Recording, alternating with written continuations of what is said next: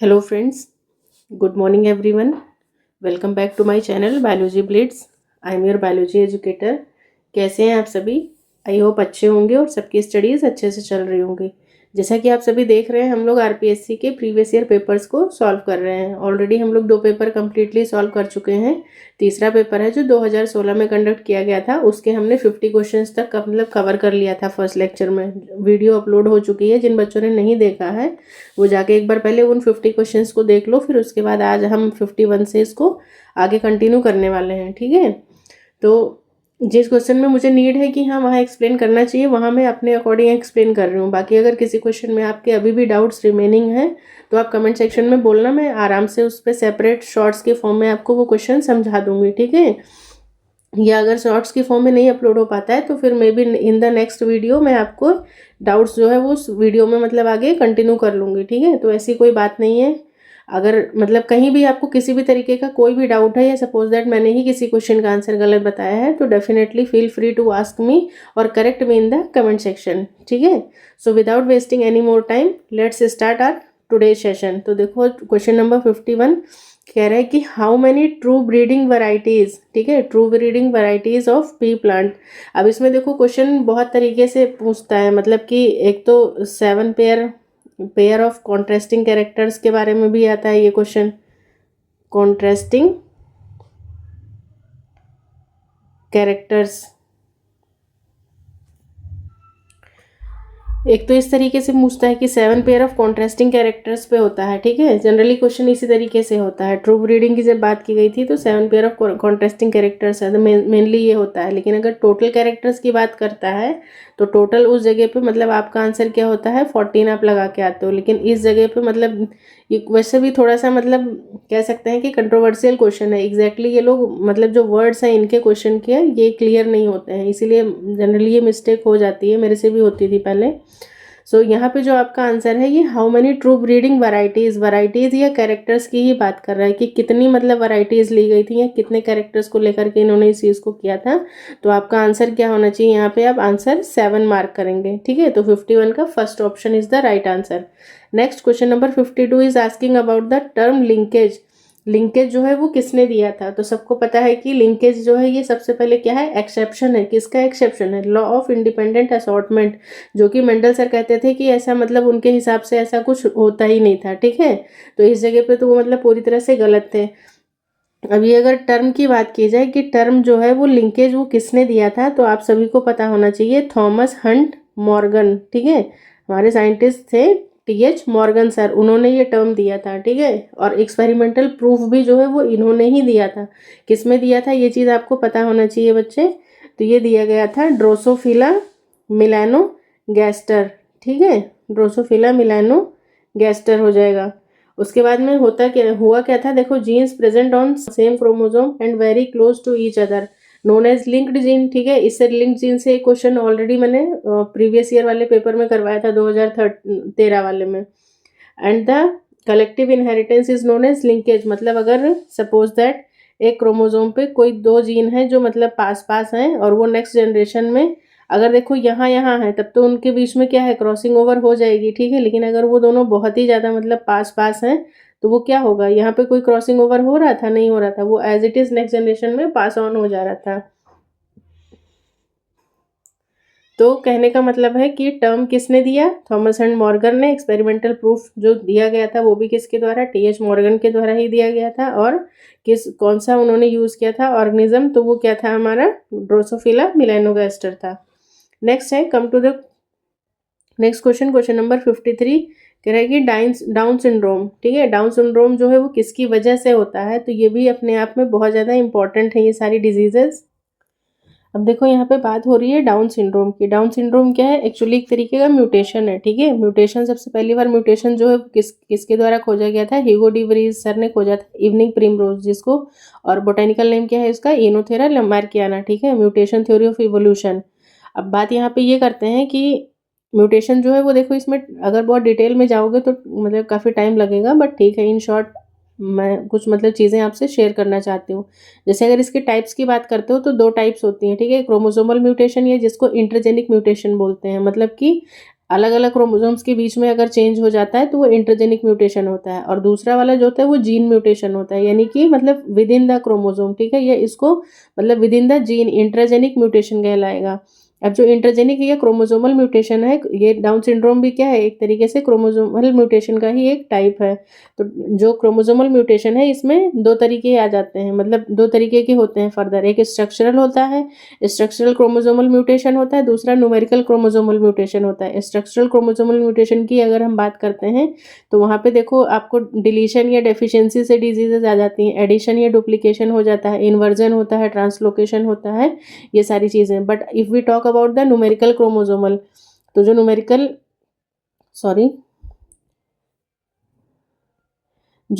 Chromosomal mutation है,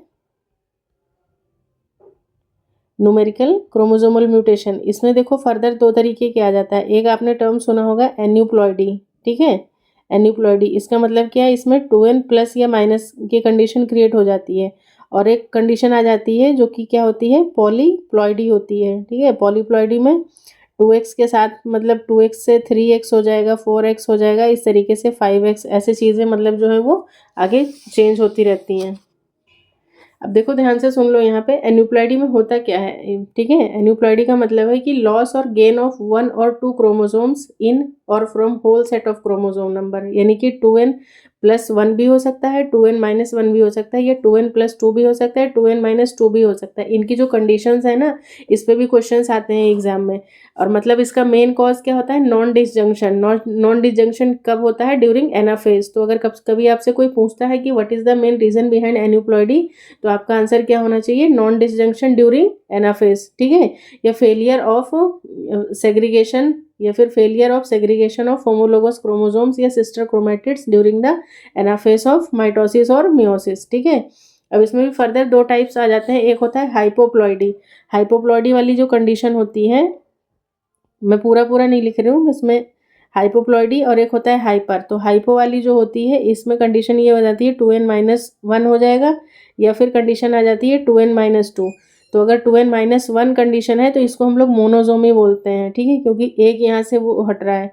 और double मोनोजोमी मतलब क्या है, 2n-1, ये कंडीशन जो है ये कहला रही है, मोनोजोमी कहला रही है, मोनोजोमी कहला रही है। 2n-2 जो है ये क्या कहलाता है, ये नल्लीजोमी कहलाता है, ठीक है, नल्लीजोमी हो जाएगा। और एक होता है 2n-1-1, इसको हम लोग बोलते हैं डबल मोनोसोमी कंडीशन हो जाती है, ठीक है। तो ये कुछ मतलब इंपॉर्टेंट चीज़ें हैं जो मैंने आपसे शेयर किया। अब देखो बच्चे, यहाँ पे जो हाइपर था, ठीक है, हाइपरप्लॉइडी, हाइपोप्लॉइडी में तीन कंडीशंस थी, 2n-1 होगा तो मोनोजोमी, 2n-2 हो जाएगा तो नल्लीजोमी हो जाएगा, और 2n-1 होगा तो डबल मोनोजोमी वाली कंडीशंस हो जाएंगी। बाकी इनसे रिलेटेड डिजीजेज वगैरह जो है ना, वो भी मैं आपको मतलब समझा दूंगी किसी और क्लास में, परेशान मत होना।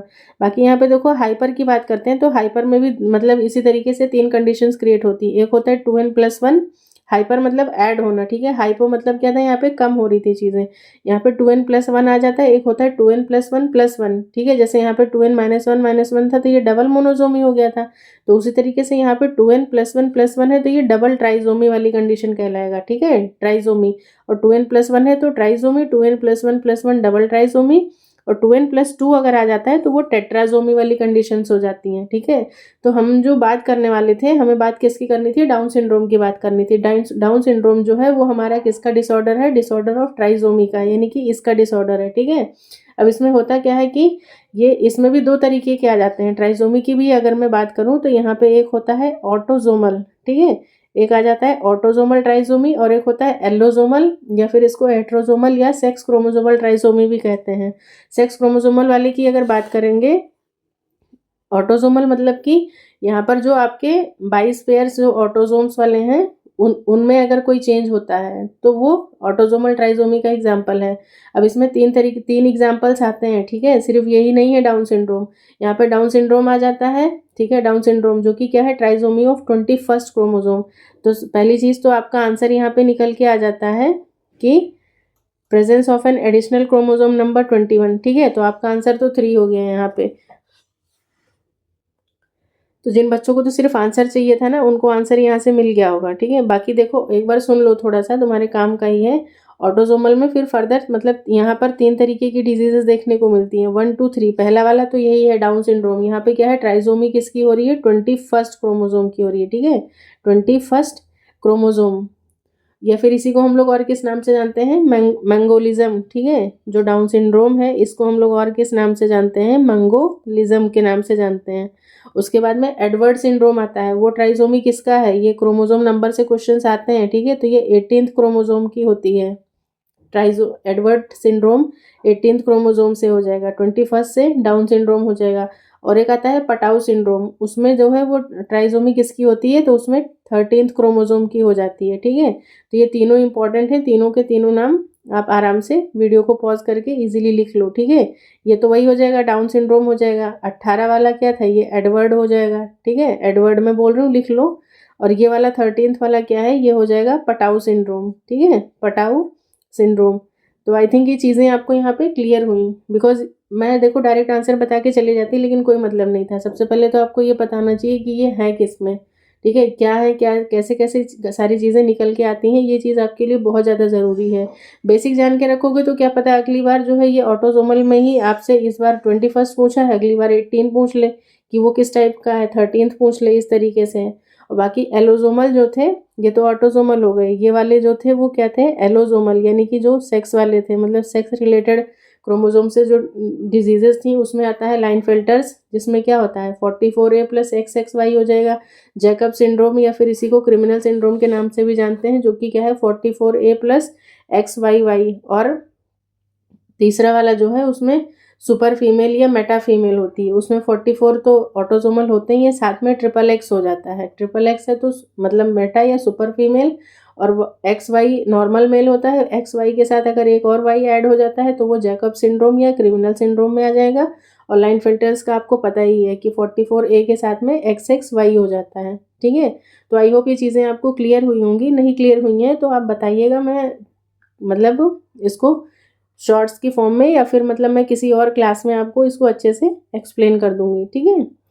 So move on the next question. Question number 54 कह रहा है कि which among the following disease is caused by protozoa. Protozoal diseases बहुत ही ज़्यादा इंपॉर्टेंट है अपने आप में, और इनसे आपको क्वेश्चंस देखने को मिल ही रहे हैं। बाकी हम ये पेपर जब कवर कर लेंगे तो देखेंगे, एक बार हम फिर से थोड़ा सा डिटेल में इन चीज़ों को देखेंगे। तो प्रोटोजोआ की बात करते हैं तो सभी को पता है कि आंसर क्या हो जाएगा, आपका मलेरिया हो जाएगा। बाकी अगर मैं आपसे पूछूं कि मतलब आप एग्जांपल्स बताइए मुझे प्रोटोजोअल डिजीजेस की, तो प्रोटोजोअल डिजीजेस के मतलब बहुत सारे एग्जांपल्स हैं, आपको पता भी होंगे। जैसे group of infection caused by protozoal organisms, this diseases can be transmitted through food, vector like mosquito वगैरह, इन सबसे फैलता है। तो सबसे पहले हमारी प्रोटोजोअल डिजीज तो मलेरिया आ जाती है, ठीक है, जो कि disease caused by Plasmodium falciparum parasite which is spread by anopheles mosquito. इसके सिम्टम्स क्या होते हैं, फीवर, हेडेक, वोमिटिंग और टायर्डनेस वगैरह। फिर उसके बाद में आता है एक जियार्डियासिस, ठीक है, इसको नोट कर लो, जियार्डियासिस।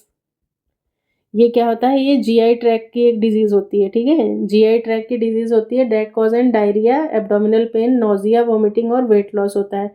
उसके बाद में दूसरी फिर एक आता है अमीबियासिस, ठीक है, ये भी पता होगा। फिर दूसरा आता है, फिर और आती है चागास डिजीज, ठीक है, चागास डिजीज वगैरह मालूम है। लिशमैनियासिस आ जाता है, तो इस तरीके से। और एक अफ्रीकन ट्रिपैनोसोमियासिस। तो इस तरीके से ये सारी जो भी मतलब डिजीजेस के मैंने नाम बताए हैं इनको आप साथ में नोट कर लो। क्वेश्चन नंबर 54 डाल के जो जो इन्फॉर्मेशन मैं बताती हूँ ना उसको साथ में नोट कर लो, एक रिवीजन कॉपी बना लो।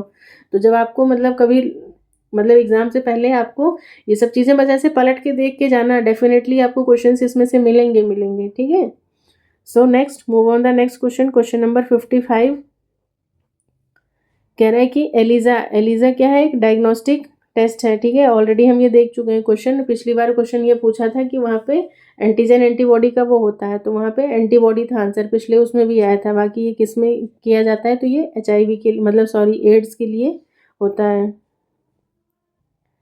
बाकी ये जो मतलब एलिजा जो टेस्ट है ये जनरली देखो ऐसा नहीं है कि सिर्फ HIV वगैरह के लिए ही किया जाता है। ये टेस्ट है, ये एंजाइम लिंक्ड इम्यूनोसॉर्बेंट एस्से मतलब इसका फुल फॉर्म है। ये लेबोरेटरी टेस्ट है, यानी कि इसमें क्या किया जाता है, to detect the presence of antibodies, ठीक है, एंटीबॉडीज़ पता करते हैं, एंटीजन पता करते हैं, प्रोटीन्स पता करते हैं, and hormones in bodily fluids, ठीक है। It is use to diagnose a variety of conditions including infection अगर है, हार्मोनल इम्बैलेंस है या फिर ड्रग अब्यूज़ वगैरह, तो वो सब भी इसी एलिजा के थ्रू ही किया जाता है। It is also use for the infections हो गया, हार्मोन इम्बैलेंस हो गया, जैसे थायराइड वगैरह के केसेस में भी या फिर कुछ एंडोक्राइन कंडीशंस में भी इसको किया जाता है, ठीक है। ड्रग अब्यूज़ हो गया, प्रेगनेंसी के कंडीशन में detect the presence of human HCG, ठीक है, प्रेगनेंसी हार्मोन। प्लांट पैथोजन वगैरह हो गया, मतलब इस तरीके से बहुत सारी चीज़ों में यूज़ किया जाता है। सो नेवर मतलब mismatch with your conception that कि हाँ सिर्फ और सिर्फ ये एड्स के लिए होता है। Question number 56 is asking about the Chilka lake. Chilka lake कहाँ पे है, तो ये उड़ीसा में है, ठीक है। सबसे पहले तो ये पता होना चाहिए कि ये सॉल्ट वाटर लेक है, ठीक है। Chilka lake is a hotspot for biodiversity and one of the most ecologically productive regions in the world. बाकी it is famous for the rich biodiversity, ठीक है। तो 3 चीज़ें यहाँ पे आ जाती हैं, मैं बोल रही हूँ, आप नोट कर लो। एक तो आता है रिच बायोडाइवर्सिटी, दूसरा आता है माइग्रेटिव बर्ड्स के लिए, ठीक है, इंपॉर्टेंट है। और थर्ड वन जो है, चलो मैं लिख देती हूँ। So basically it is famous for these 3 things, ठीक है। सबसे पहले क्या है, रिच बायोडाइवर्सिटी के लिए है, दूसरा है माइग्रेटिव बर्ड्स के लिए, और तीसरा है इरावडी डॉल्फिन्स के लिए। तो आपको यहाँ पे ऑप्शन में देखो क्या दिखाई दे रहा है, बर्ड्स और डॉल्फिन्स दोनों दे रहा है, लेकिन मोस्ट प्रोबेबली जो मतलब इन्होंने आंसर जो माना था वो माना था बर्ड्स को इंपॉर्टेंस दिया था, ठीक है, क्योंकि बर्ड्स का जो नंबर है वो कहीं ना कहीं बहुत ज़्यादा रहता है। और ये बर्ड्स आती कहाँ कहाँ से हैं, so they come from they arrive from Russia, Central and Southeast Asia, Ladakh and the Himalayas. So that's why this one is important. बाकी देखो इन शॉर्ट एक चीज़ ये इन्फॉर्मेशन भी नोट कर लो कि it is one of the biggest brackish water, ठीक है। Brackish water मतलब खारे पानी का लगून है, ठीक है, मतलब झील है। And visiting ground for the several species of migratory birds. तो माइग्रेटरी बर्ड्स वाला कंपोनेंट जो है वो मतलब ज़्यादा फ्रूट मतलब ज़्यादा वो है। बाकी अगर कभी इरावडी डॉल्फिन वगैरह या फिर वैसी चीज़ें भी पूछ लेता है ना, तो तुमको थोड़ा सा ध्यान होना चाहिए बस, बाकी चलो छोड़ो जाने दो। Come to the next question. Question number 57 कह रहा है कि वेलिगर लार्वा। वेलिगर लार्वा जो है वो किसका, मोलस्का मतलब फाइलम का फीचर है। मोलस्का में क्या क्या आ जाते हैं आपके, स्नेल्स आ जाते हैं, बाइवॉल्व्स आ जाते हैं, टस्क शेल्स वगैरह आ जाएंगे, इस तरीके से सारी चीज़ें आ जाती हैं। नेक्स्ट क्वेश्चन नंबर 58 कह रहा है कि example of phylum porifera. Porifera के एग्जाम्पल्स क्या हैं, तो साइकॉन है। Next question number 59, locomotory organs are absent in the class. किस क्लास में लोकोमोटरी ऑर्गन्स एब्सेंट होते हैं, तो सीलिएटा में सीलिएट्स होंगे, राइजोपोडिया में मतलब सीडोपोडिया होता है, फ्लैजिलेट्स में फ्लैजिला होगा। तो ऑप्शन क्या आ जाएगा आपका, स्पोरोजोआ। स्पोरोजोआ में कोई भी लोकोमोटरी ऑर्गन्स जो है वो प्रेजेंट नहीं होते हैं। Come to the next question. Question number 60 is asking about the plant disease which develops due to a natural genetic engineer. Natural genetic engineer कौन है, एग्रोबैक्टीरियम ट्यूमिफेशियंस, और वो क्या कॉज करता है, क्राउन गॉल डिजीज, ठीक है। तो आपका आंसर क्या हो जाएगा यहाँ पे, third option is the right answer. Next question number 61, pseudocoelom. Pseudocoelom develops from, तो कहाँ से डेवलप होता है, गट, मिजोडम, ब्लास्टोसील या आर्केंटिरोन। सो आंसर क्या होगा आपका, ब्लास्टोसील हो जाएगा। Pseudocoelom develops from the blastocoel which is the space within the blastula. It is the body cavity that is retained throughout the life of the organism, ठीक है। बाकी explanation की अगर बात करते हैं तो during development the mesoderm occupies the blastocoel region by joining the ectoderm. Pseudocoelom is located between the body wall and the alimentary canal, ठीक है। ये पॉइंट इंपॉर्टेंट है, इसको नोट करो। Animals with pseudocoeloms are called pseudocoelomates, ठीक है। और स्यूडोसीलोमेट्स के एग्जांपल्स आपको पता होने चाहिए। Pseudocoelomates are also have a complete digestive tract which means they have separate openings for food to enter यानी कि mouth and undigested material to leave यानी कि एनस, ठीक है। और स्यूडोसीलोमेट्स की बात करते हैं एग्जांपल्स की, तो सबको पता है कि क्या आ जाएंगे हमारे, एस्केहेलमिंथिस, ठीक है। एस्केहेलमिंथिस में क्या क्या हो जाते हैं, एस्केरीज और निमेटोड्स वगैरह आ जाएंगे। नेक्स्ट है question number 62। 62 is asking about the group of cold blooded animals having incomplete 4-chambered heart। अब देखो यहाँ पे अगर चैम्बर्स की बात करते हैं तो आपको पता होना चाहिए कि 2-chambered, 3-chambered और 4-chambered, ठीक है। 2-chambered में जो है वो हमारी कौन सी आ जाएंगी, फिशेस आ जाती हैं, ठीक है। 3-chambered की अगर बात करते हैं तो इसमें क्या आ जाएंगे हमारे, एम्फीबियंस आ जाएंगे और साथ ही साथ रेप्टाइल्स आ जाते हैं, ठीक है। Amphibians and reptiles. अब रेप्टाइल्स ही ऐसे हैं जिसमें क्या है कि मतलब फोर जो है वो क्या होता है, इनकम्प्लीट फोर चैम्बर्ड होता है। और इसी में साथ में एक एक्सेप्शन भी आता है जो कि शायद आपको पता भी होगा कि वो कौन है एक्सेप्शन, फोर चैम्बर्ड वाला।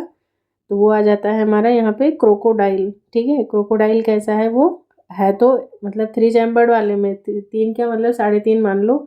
ठीक है, और वहाँ पे होता क्या है, देखो इस तरीके से, मतलब एट्रिया तो डेवलप होता है प्रॉपरली, लेकिन वेंटिकल्स जो हैं ये प्रॉपरली डेवलप नहीं होते हैं। तो मतलब एक दो और ये तीन होते हैं, लेकिन यहाँ पे ये कंप्लीट सेप्टा का फॉर्मेशन नहीं हुआ होता है, इसीलिए ये मतलब 3.5 में आ जाता है।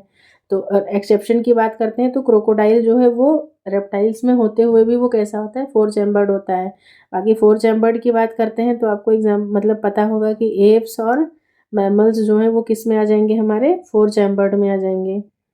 ठीक है, तो आई थिंक कि आपको ये चीज़ क्लियर हुई। तो यहाँ पे आपका आंसर जो है वो क्या आ जाएगा, रेप्टीलिया, यानी कि फोर्थ ऑप्शन जो है वो करेक्ट है। और इसी में अगर एक्सेप्शन पूछ ले कि मतलब इनकम्प्लीट फोर चैम्बर्ड कहाँ पे आ जाएगा, तो आपका मतलब रेप्टाइल्स ही होगा, crocodile. Next question number 63 is asking about the placentation in the family Asteraceae. देखो कुछ फैमिलीज हैं जो बहुत ही ज़्यादा इंपॉर्टेंट है, और ठीक है आपने पढ़ा हुआ है तो बढ़िया है, उनको अच्छे से रिवाइज कर लो। और इनको मतलब जैसे पढ़ा है तो तुम्हें यहाँ से चीज़ें तुम्हें पता चल रही होंगी कि फैमिलीज भी, जैसे बच्चे बहुत कंफ्यूज हो जाते हैं कि मतलब फैमिली से क्या क्वेश्चंस आ सकते हैं। तो यहाँ पे देखो तुम्हें एक मतलब टाइप ऑफ क्वेश्चंस मिल रहे हैं कि हाँ तुमने अगर तुम्हारा थ्योरी प्रिपेयर है तो तुम्हें उस थ्योरी से रिलेटेड कैसे क्वेश्चंस तुम्हें यहाँ पे मिल रहे हैं। तो फैमिली से अक्सर बच्चों को बहुत प्रॉब्लम रहती थी कि मतलब कैसे क्वेश्चंस आते हैं क्या हैं, तो आपको ये सारी चीज़ें यहाँ पे आई होप इस वीडियो की हेल्प से आपकी हेल्प हो रही होगी। तो एस्ट्रेसी की बात करते हैं तो एस्ट्रेसी का जो प्लेसेंटेशन है वो कैसा देखने को मिलता है आपको, बेसल प्लेसेंटेशन। ठीक है, एस्ट्रेसी का एग्जाम्पल सनफ्लावर वगैरह है। नेक्स्ट है question number 64, example of homogamous ligulate capitulum inflorescence. ठीक है, तो इसका आंसर जो है वो है सनकस। ठीक है, ऑप्शन नंबर सेकंड। बाकी देखो कैपिटुलम इन्फ्लोरेसेंस जो है वो किसका, इसी एस्ट्रेसी फैमिली का ही मतलब क्या है, इंपॉर्टेंट फीचर है। तो ये फैमिली जिन बच्चों ने नहीं पढ़ी है वो अच्छे से पढ़ लेना, बाकी देखेंगे अगर थोड़ा टाइम होगा तो मैं आपको इसको अच्छे से एक्सप्लेन कर दूंगी। नेक्स्ट है क्वेश्चन नंबर 65, ये भी अपने आप में बहुत इंपॉर्टेंट है। बाकी पिछले उसमें मैंने बताया भी था कि 4 फैमिलीज आई थी, वो 4 की चारों ही अपने आप में बहुत इंपॉर्टेंट थी। यहाँ पर बात हो रही है पोएसी की। पोएसी यानी कि इसका पुराना नाम क्या था, ग्रामिनी फैमिली। ठीक है, जो सीरियल फैमिली है। तो यहाँ पे इसके एंथर की बात की जा रही है, इसका एंथर कैसा होता है। तो इसका एंथर जो होता है, इसमें एक इम्पॉर्टेंट चीज़ है, बस ये वर्सेटाइल, वर्सेटाइल वर्ड तुम पकड़ लो, इससे तुम्हें ज़्यादा अच्छे से क्लियर हो जाएगा। क्योंकि डाइथिकस, बेसिफिक्स, डॉर्सिफिक्स, इस सब में तुम बहुत ज़्यादा पढ़ोगे तो मतलब कंफ्यूज हो जाओगे। तो फॉर द शॉर्ट टाइम के लिए आप मतलब इस चीज़ को पकड़ो कि डाइथिकस होता है, वर्सेटाइल होता है, और इंट्रोज। वर्सेटाइल मतलब वो हवा में इसका एंथर जो है वो हैंग कर रहा होता है। ठीक है, इसलिए ये आंसर आपका सही हो जाएगा। ठीक है, बाकी डिटेल में जब पढ़ाएंगे फैमिलीज तो आपको चीज़ें अच्छे से और अच्छे से क्लियर करेंगे। क्वेश्चन नंबर 66 कह रहा है कि botanical name of lemon grass. Lemon grass का आपको बोटेनिकल नेम बताना है।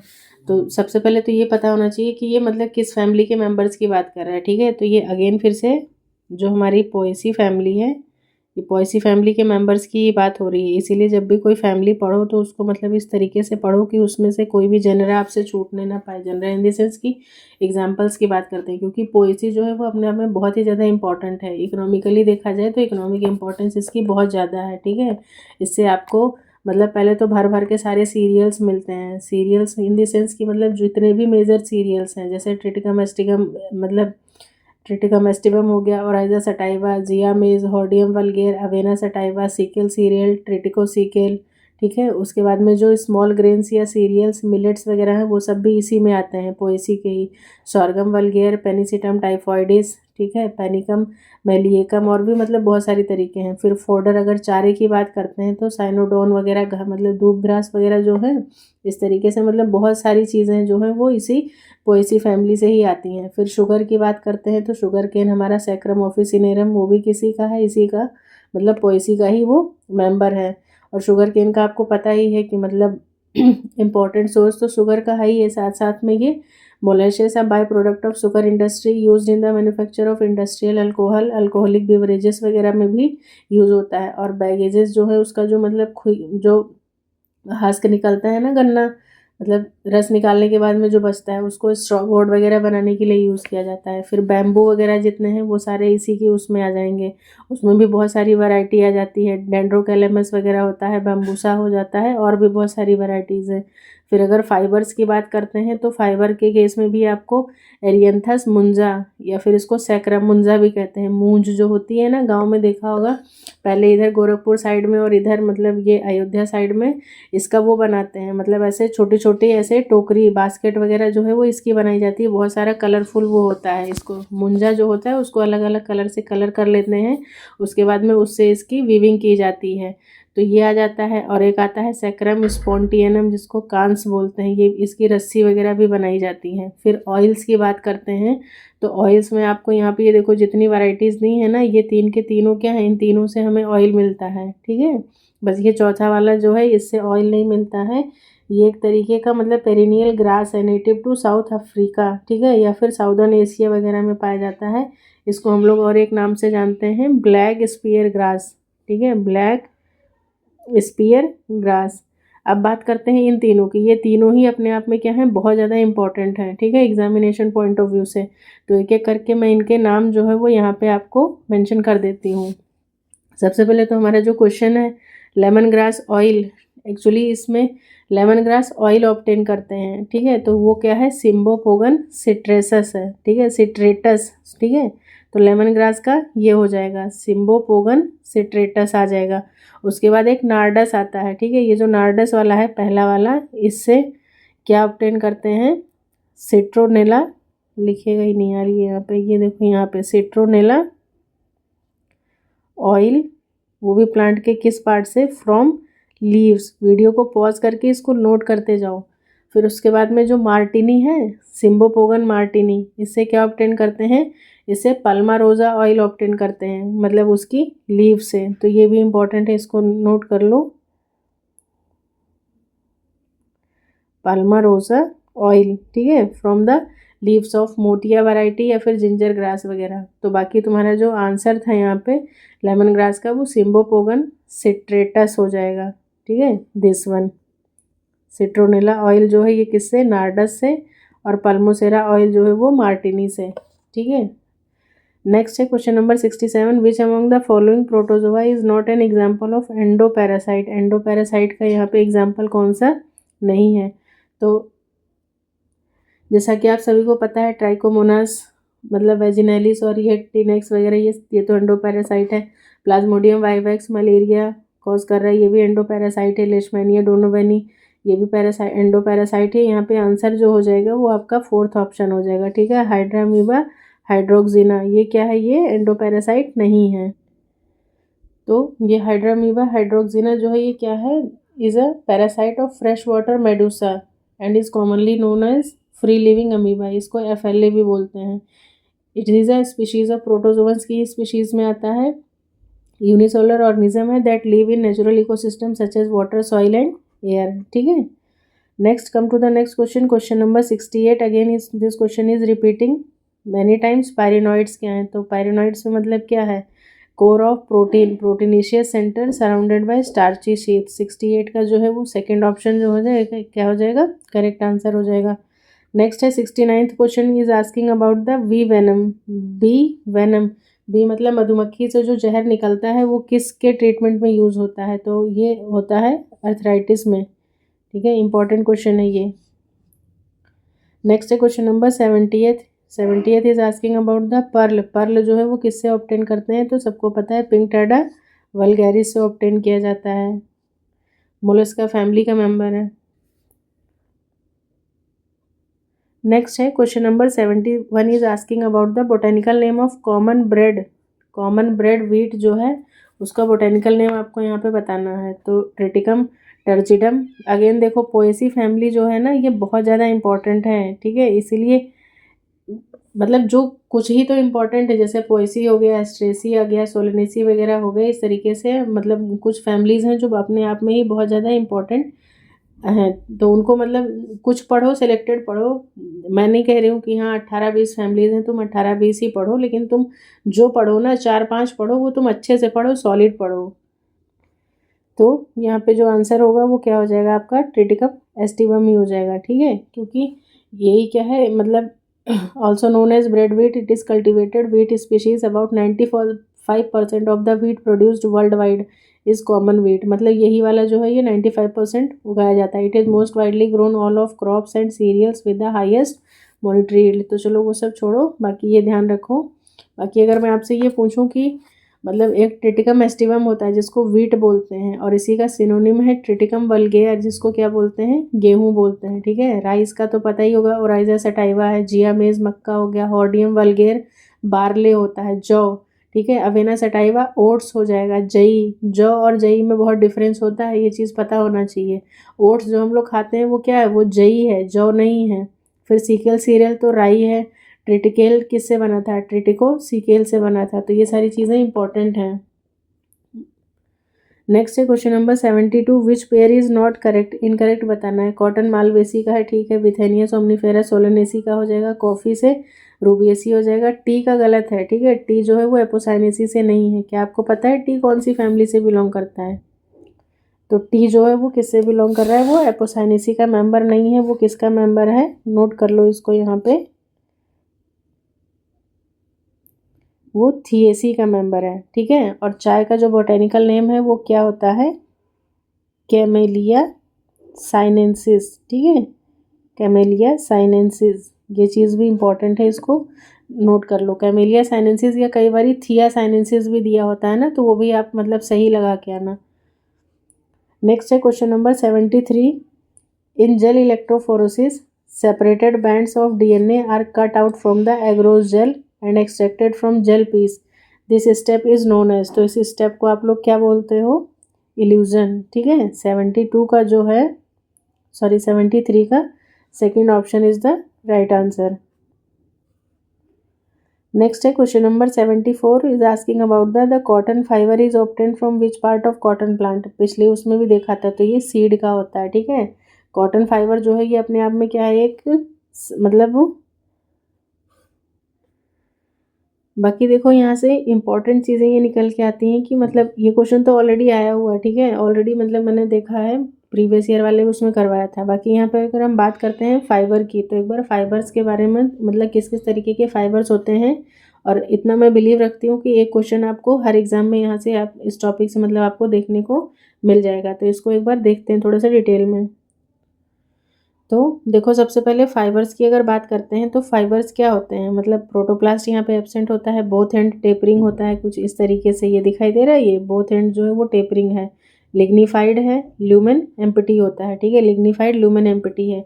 अब बात करते हैं फाइबर्स की कितने टाइप्स के होते हैं। तो ये बेसिकली 3 तरीके के होते हैं, ठीक है। सबसे पहला वाला होता है सरफेस फाइबर, फिर दूसरा आता है जाइलम फाइबर, ये इसी को हम लोग और क्या बोलते हैं, वुड फाइबर। वुड फाइबर के नाम से झारखंड वाला जो पीजीटी पेपर हुआ था अभी रिसेंटली 2021 वाला, मतलब 21 नहीं सॉरी 23 में हुआ था, जो अभी रिसेंटली जो हुआ था उसमें ये क्वेश्चन आया हुआ था, ठीक है, वुड फाइबर वाला।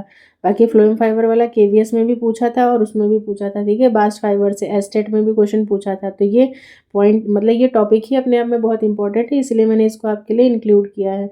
अब देखो सबसे पहला वाला जो आता है हमारा, वो सरफेस फाइबर आता है। सरफेस फाइबर क्या है, सरफेस ऑफ फ्रूट, मतलब या तो फ्रूट के सरफेस से मिलेगा, फ्रूट वॉल से, या फिर सीड कोट से। तो यहाँ पे जो बात हो रही थी गोसिपियम की, तो वो कैसा था, वो सीड सरफेस फाइबर था, यानी कि सीड के सरफेस से मिलता है। अब सीड के सरफेस से मिल रहा है यानी कि वो एक तरीके का कैसा है, फॉल्स फाइबर है। फॉल्स फाइबर है कॉटन फाइबर। क्यों, क्योंकि फॉल्स है क्योंकि एब्सेंस ऑफ लिग्निन, यहाँ पे लिग्निन नहीं होता है, ठीक है।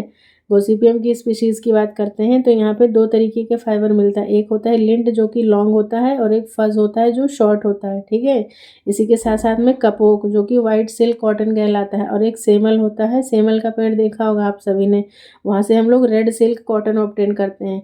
तो ये किस में आ जाएंगे, ये सारे सीड सरफेस फाइबर में आ जाएंगे, ठीक है। और ये कैसे हैं, फॉल्स फाइबर हैं। क्यों, क्योंकि ये सेलुलोज के बने हुए हैं। इनका जो कंपोजिशन है वो सेलुलोजिक है। ये चीज़ भी यहाँ पे नोट कर लो, यहाँ पे लिखा नहीं है मैंने। ये कैसे हैं, ये सेलुलोजिक फाइबर्स हैं, इसीलिए ये फॉल्स फाइबर कहलाते हैं। अब फ्रूट सरफेस की बात करते हैं, मतलब फ्रूट के सरफेस से जो मिल रहा है। तो कोकोनट फाइबर जो होता है, जिसको हम लोग और क्या बोलते हैं, कॉयर बोलते हैं ना। कॉयर ब्राउन कलर की रस्सी पहले बहुत चलती थी, ठीक है, मतलब चारपाई वगैरह उससे बुनी जाती थी। बाकी बेसिक मेन जो मेजर रोल है इसका वो क्या होता है, देखो नारियल का पेड़ आपको कहाँ पे कोस्टल एरियाज़ में मिलता है, और कोस्टल एरियाज़ में क्या होते हैं, शिप वगैरह का मतलब जो आना जाना होता है, उन शिप्स को खींचने के लिए, बंदरगाह पे लाने के लिए, बांध के रखने के लिए, वो सारे काम किससे होते हैं, इसी कॉयर फाइबर की हेल्प से होते हैं, ठीक है। तो कॉयर फाइबर जो है वो किससे, मीजोकार्प ऑफ कोकोनट फ्रूट से। ये क्वेश्चन भी पूछा हुआ है कि उस प्लांट मतलब फ्रूट के किस पार्ट से ऑब्टेन करते हैं। तो आपको ये चीज़ बच्चे पता होना चाहिए कि किस पार्ट से वो मीजोकार्प होता है, ठीक है।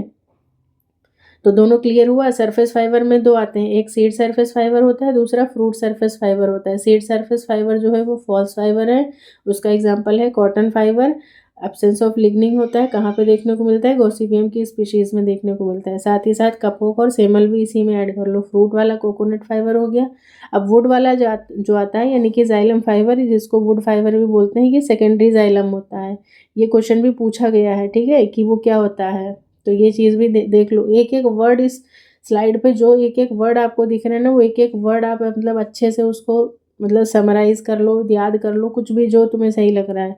और ये कैसे होते हैं, शॉर्ट होते हैं, हार्ड होते हैं, नॉट फॉर कमर्शियल इंपॉर्टेंस। इसका कमर्शियली कोई इंपॉर्टेंस नहीं है, ये पॉइंट भी इंपॉर्टेंट है। और इसमें एग्जाम्पल क्या आ जाएगा, मुंज फाइबर, जिसको मैंने अभी बताया था सैकरम मुंजा, जिसका वो मतलब डलिया वगैरह जो बनाते हैं वो इसी का बनता है, ठीक है। तो ये कैसा है, वुड फाइबर का एग्जाम्पल है। अब तीसरा जो आता है हमारा वो क्या है, हमारा फ्लोएम फाइबर, ठीक है। फ्लोएम फाइबर है, इसको हम लोग और क्या बोलते हैं, बास्ट फाइबर। स्टेट में क्वेश्चन डायरेक्टली ऐसे पूछा था कि जो बास्ट फाइबर है वो क्या है, मतलब जाइलम फाइबर है या फ्लोएम फाइबर है, इस तरीके से क्वेश्चन था वहाँ पे।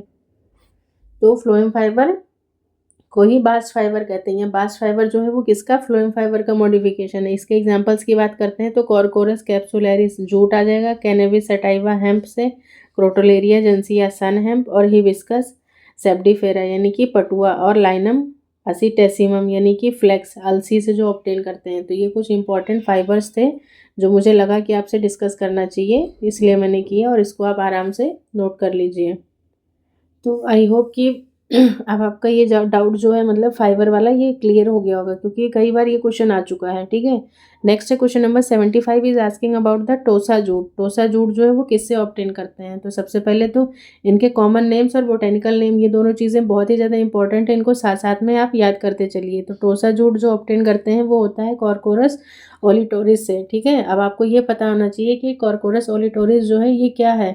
तो which is a shrub, shrub है, और कौन सी फैमिली से बिलोंग करता है, तो ये मैलो फैमिली से होता है, ठीक है। अब आप सोच रहे होगे कि ये मैलो फैमिली कौन सी है, आपने तो पढ़ी नहीं भाई कोई ऐसी, मालवेसी पढ़ा है ना, मालवेसी फैमिली। ये मालवेसी फैमिली को ही हम लोग और क्या बोलते हैं, मैलो फैमिली बोलते हैं, ठीक है। बाकी मालवेसी की और एग्जाम्पल्स की बात की जाए तो आपको पता ही होना चाहिए कि मतलब भिंडी वगैरह, ओकरा वगैरह इसी में आ जाता है। सॉरी नॉट सनफ्लावर, हिबिस्कस रोजा साइनेंसिस वगैरह, और भी बहुत सारी चीज़ें आ जाती हैं। कॉटन वगैरह सब इसी मालवेसी फैमिली से हैं। तो देखो 2-3 फैमिलियाँ अब तक तुम्हें लग गया होगा कि कितनी ज़्यादा इंपॉर्टेंट है, मतलब टेक्सोनॉमी भी कहीं ना कहीं एक इम्पॉर्टेंट रोल प्ले करता है, ठीक है, इस एग्ज़ाम के लिए। तो फैमिलीज़ को आप लोग प्लीज़ लाइटली ना लें और एक एक करके साथ साथ में पढ़ते रहें।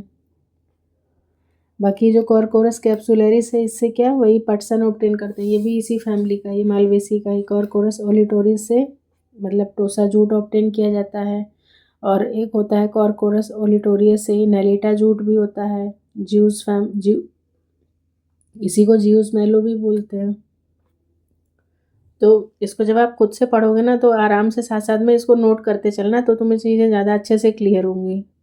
नेक्स्ट क्वेश्चन नंबर 76 कह रहा है कि pungency of mustard oil. Mustard oil सरसों का तेल होता है, जब उस मतलब कढ़ाई में डालो तो एक अलग सी मतलब फ्रेगरेंस, और ये कह सकते हो कि धांस सी निकलती है, ठीक है। जो कुछ लोगों को मतलब आंखों में आंसू वगैरह आने लगते हैं, इस वजह ये सारी चीज़ें, तो वो किसकी वजह से होता है, वो एलिल आइसोथायोसाइनेट होता है, ठीक है।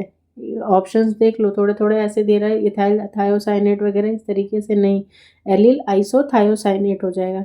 नेक्स्ट है question number 77 is asking about the botanical name of groundnut. तो ये तो बचपन से खाते आ रहे हो, सबको पता है क्या है ये, अरेकिस हाइपोजिया, ठीक है। फैमिली बताओ इसकी ग्राउंड नट की, तो कौन सी फैमिली से है ये, फैबेसी से ही है, ठीक है। दलहनी फसलें जो होती हैं ना, प्रोटीनिशियस, ये सारी उसी में आ जाएंगे। तो फैबेसी फैमिली से बिलोंग करता है। नेक्स्ट है क्वेश्चन नंबर 78, कह रहा है कि which country is known as, कौन सी कंट्री जो है उसको क्या बोलते हैं, लैंड ऑफ स्पाइसेस, मसालों का मतलब मसालों की भूमि जो है वो किसको जाना जाता है, तो सबको पता है हमारा इंडिया है। नेक्स्ट है question number 79, which among the following is not an example of seed spices. Seed spices मतलब कि बीज से जो मसाले बन रहे हैं, तो उसमें से कौन सा नहीं आ जाएगा, फेनल। फेनल की हिंदी क्या है, सौंफ है, अम्बलीफेरी से है, कोरिएंडर भी अम्बलीफेरी से ही है, ये एपिएसी, और क्यूमिन यानी कि जीरा, ये तीनों सेम उसी से आ जाएंगे। क्लोव, क्लोव जो है ये इसका नहीं है, ये क्या है, एक मतलब बड है ना, ये सीड थोड़ी ना है, तो ये बड हो जाएगा इसका आंसर। और अगर इसकी फैमिली की बात करें, देखो जो नॉर्मली तुम्हें मसाले वगैरह पता है ना, उनकी फैमिलीज तो तुम लोग अच्छे से मतलब साथ साथ में डेली बेसिस पे रिवाइज करते ही रहो। तो ये मायटेसी फैमिली का है, ठीक है। और क्लोव का अगर मैं बोटेनिकल नेम की बात करूं, तो इसका बोटेनिकल नेम होता है साइजियम एरोमेटिकम, ठीक है।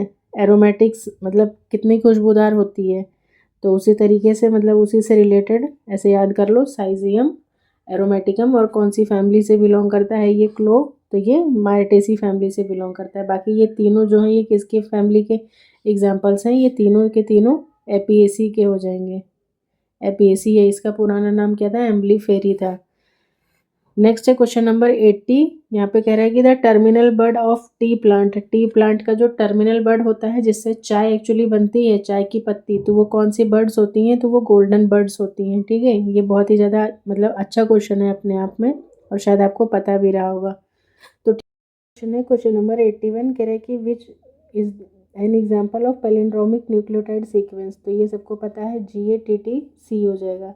नेक्स्ट है 82, polymerase chain reaction was developed by, तो किसने सबसे पहले डिस्कवर किया था, कैरी मुलिस ने किया था। नेक्स्ट है 83, फर्स्ट ट्रांसजेनिक काऊ, तो फर्स्ट ट्रांसजेनिक काऊ जो थी वो कौन थी, डोली थी कि रोजी थी, है बताओ आप। 83 का क्या हो जाएगा, 4, रोजी आ जाएगा। नेक्स्ट है 84, सेल वॉल मतलब cell without cell wall, cell wall अगर निकाल दोगे तो वो सेल क्या बचता है, प्रोटोप्लास्ट। ये चीज़ भी मैंने अपने सेल वाले चैप्टर में बहुत अच्छे से पढ़ाया है, जिन बच्चों को नहीं पता है ना वो जाके एक बार प्लीज़ ज़रूर देखना है इसको, ठीक है। नेक्स्ट है 85 क्वेश्चन, यहाँ पे कह रहा है कि technique of shoot tip culture, shoot tip culture की जो टेक्निक थी वो किसने दिया था, तो वो है मोरेल एंड मार्टिन। 85 का 4। नेक्स्ट है question number 86, the food chain which begins with the death of an organism, जब डेथ ऑफ एन ऑर्गेनिज्म से स्टार्ट होगी तो क्या हो जाएगी, डी से डेथ, डी से डेट्राइटस। नेक्स्ट है 87, who coined the term ecosystem, term T आ रहा है ना, तो आंसर क्या हो जाएगा आपका, टेंसले आ जाएगा, ठीक है, AG टेंसले। और इकोलॉजी की बात करता है तो इकोलॉजी के केस में आपका आंसर क्या होता है, अर्नस्ट हैक्कल। अब आप बताना मुझे कमेंट सेक्शन में, क्लीमेंट्स और ओडम सर ने मतलब क्या टर्म्स कॉइन किए थे। नेक्स्ट है question number 88, the following endocrine glands are present in the human body, ये सारी जो एंडोक्राइन ग्लैंड्स है ये ह्यूमन बॉडी में प्रेजेंट हैं। करना क्या है, arrange them in descending sequence of their location, that is from head to foot. सबसे पहले हेड में देखो क्या होती है हमारी, ये होता है हमारा थैलेमस, थैलेमस के अपर पोर्शन पे यहाँ पे ये पीनियल लगी होती है, और उसके नीचे यहाँ पे ये क्या होता है हमारा, मतलब थैलेमस के नीचे ये हाइपोथैलेमस, और उससे मतलब ये पिट्यूटरी ग्लैंड जो होती है। तो सबसे पहले आ जाएगा हमारा पीनियल, ठीक है, C, फिर उसके बाद में D, पिट्यूटरी आ जाएगी। पिट्यूटरी के बाद में थोड़ा और नीचे आते हैं तो थाइमस होता है, ठीक है, हमारे चेस्ट रीजन में जो है वो थाइमस हो जाएगा। देन आफ्टर थाइमस क्या आ जाएगा आपका, पेनक्रियाज आ जाएगा, ठीक है, स्टमक रीजन में पेनक्रियाज आ जाएगा, और उसके बाद में एड्रिनल। तो CDEBA यानी कि थर्ड ऑप्शन जो है ये क्या है, करेक्ट है। क्वेश्चन नंबर 89 क्या है, पैन, पैन का फुल फॉर्म पूछ रहा है, peroxy acetyl nitrate. 90th question है, which is not an xerophytic adaptation, xerophytic adaptation इसमें से क्या नहीं है, presence of waxy coating on the surface, yes true है। प्रेजेंस ऑफ एरेनकाइमा, एरेनकाइमा की ज़रूरत नहीं है वहाँ पे, एरेनकाइमा तो क्या होते हैं, बाइंसी प्रोवाइड करते हैं ना, और ये किस में देखने को मिलते हैं, हाइड्रोफिटिक प्लांट्स में देखने को मिलते हैं। बाकी प्रेजेंस ऑफ कैम फिजियोलॉजी होती है, presence of chlorenchymatous cells in the stem hypodermis. तो आंसर नंबर मतलब ऑप्शन नंबर 2 जो है ये करेक्ट आंसर है, ठीक है फ्रेंड्स। तो इसको हम लोग 90 क्वेश्चंस तक ही कंटिन्यू करते हैं, बाकी 30 क्वेश्चंस जो हैं वो नेक्स्ट वीडियो में कवर करेंगे। मिलते हैं नेक्स्ट क्लास में, तब तक के लिए thanks for watching everyone, bye bye, take care.